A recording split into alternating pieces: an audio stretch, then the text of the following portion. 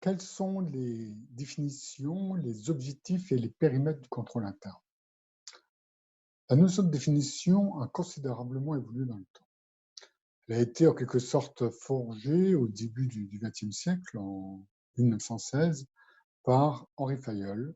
Henri Fayol, ingénieur des mines, directeur des mines de Commentry, de l'Allier, a géré son entreprise pendant une trentaine d'années et a couché sur le papier, je dirais, ses principes d'administration de l'entreprise, principes de management, on dirait aujourd'hui, qui ont fait date, puisqu'elles se sont énormément diffusées, et cet ouvrage est à peu près l'équivalent de l'ouvrage de Taylor aux États-Unis.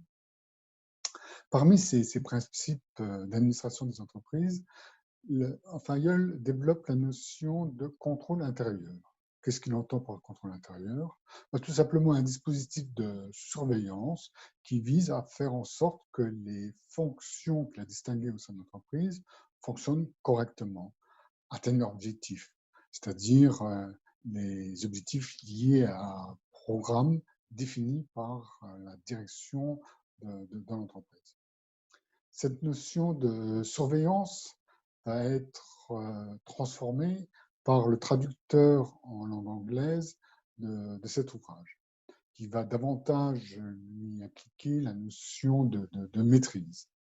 Et cette appréciation de internal control en anglo-américain va ensuite se développer et aboutir par une définition un peu plus structurée établie par the Committee of Sponsoring Organizations, le COSO, qui va lui donner une certaine cohérence d'ensemble et une certaine légitimité, puisque le COSO, après les différentes affaires outre-Atlantique, va être imposé par une loi Sarbanes-Oxley qui va en quelque sorte lui conférer une très, très grande légitimité.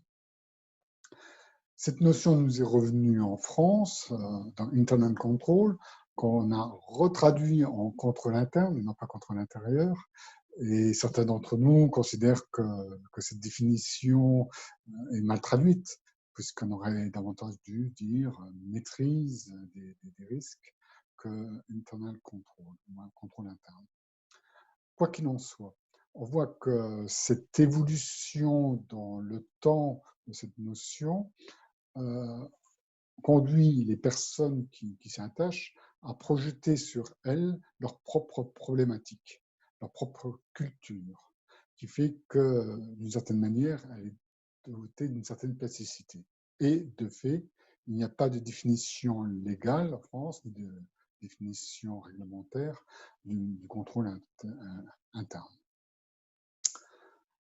En ce qui concerne les objectifs, et si nous nous référons aux objectifs de COSO, à savoir les objectifs opérationnels, les objectifs de fiabilité des états financiers, et les objectifs de conformité aux lois et règlements, on voit là aussi que selon où on se place, selon nos objectifs, on peut mettre l'accent sur tel ou tel de ces objectifs.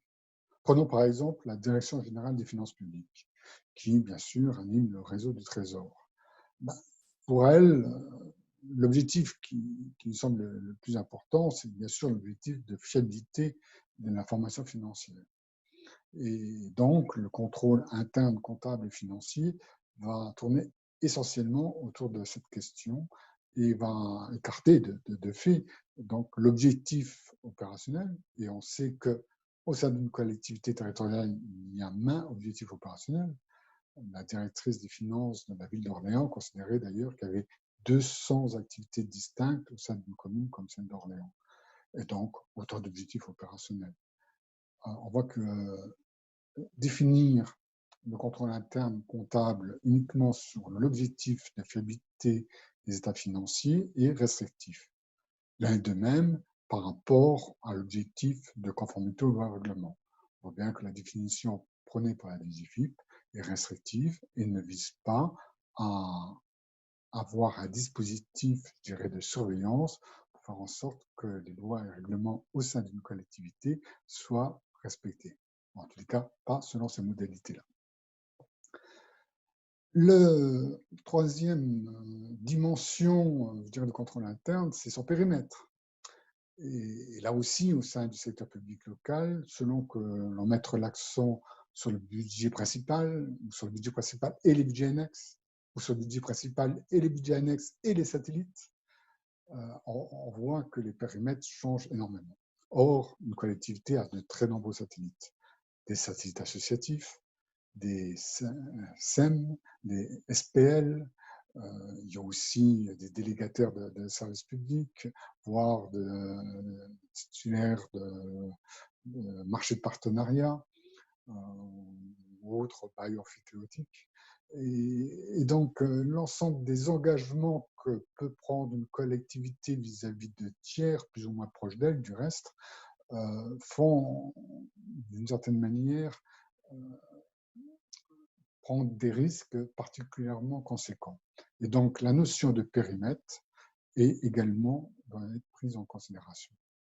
Donc, pour se réapproprier la notion de contrôle interne, il faut à la fois interroger sa dimension historique et comment les acteurs se l'approprient aujourd'hui, sa dimension en regard de ses objectifs et également ses différents périmètres.